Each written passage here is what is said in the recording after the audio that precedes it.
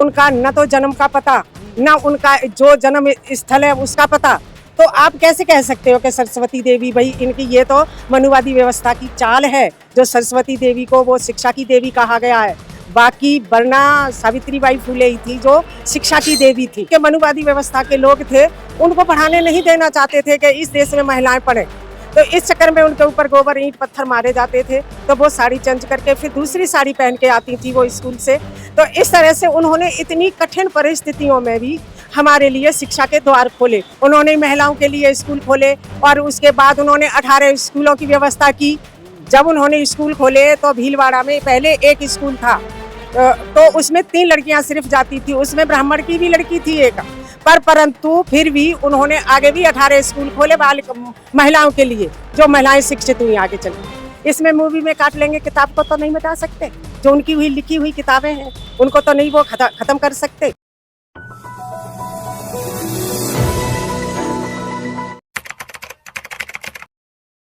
1827 में जब इनका जन्म हुआ था फूले जी का, उस टाइम स्थिति हमारे देश की बहुत खराब थी।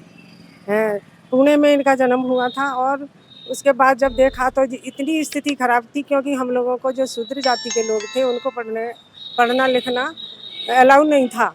इन्होंने अपने जीवन में उनके लिए शिक्षा के द्वार खोले, अपनी बीवी को पढ़ाया, सावित्रीबाई फुले को।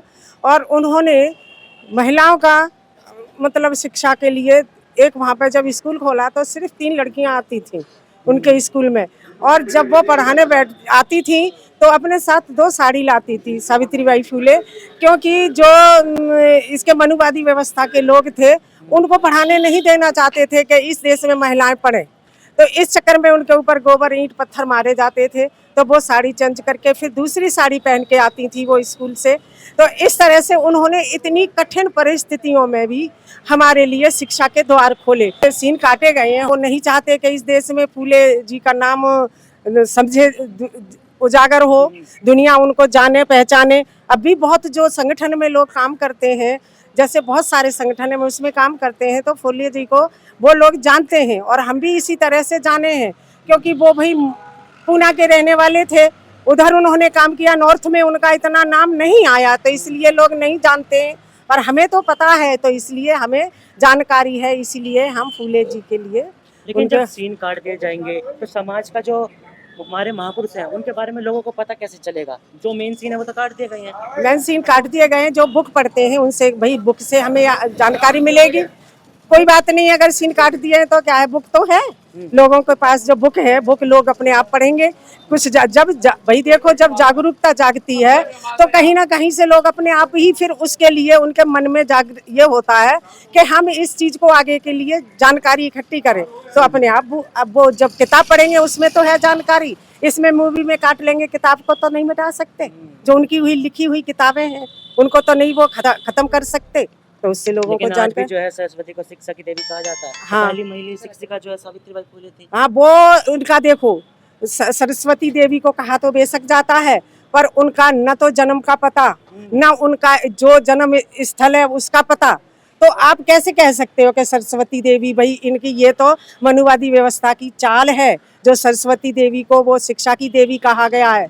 बाकी वरना सावित्रीबाई फुले ही थी जो शिक्षा की देवी थी। सबसे पहले स्कूल उन्होंने खोले, उन्होंने महिलाओं के लिए स्कूल खोले और उसके बाद उन्होंने 18 स्कूलों की व्यवस्था की। जब उन्होंने स्कूल खोले तो भीलवाड़ा में पहले एक स्कूल था, तो उसमें 3 लड़कियां सिर्फ जाती थी, उसमें ब्राह्मण की भी लड़की थी एक। परंतु फिर भी उन्होंने आगे भी 18 स्कूल खोले महिलाओं के लिए, जो महिलाएं शिक्षित हुई आगे चल के। तो समाज से महिलाओं से क्या अपील करना चाहेंगी? हम तो यही अपील करना चाहेंगे कि जितनी महिलाओं को मतलब जानकारी होगी, उतनी जानकारी होगी तो उतनी जागृति फैलेगी। और जानकारी के अनुसार ही वो अपने बच्चों पे, लड़कियों पे ध्यान देंगे। कि बच्चों को अब भी बहुत जगह ऐसा है कि लड़कियों पे ज़्यादा ध्यान नहीं दिया जाता है। शहरों की तो स्थिति अलग है, पर गांव देहातों में तो अभी स्थिति इतनी अच्छी नहीं है। तो महिला अगर वो देखेंगे, जानेंगे, जानकारी होगी, तो वो अपनी बच्चियों पे ज़्यादा ध्यान देंगी।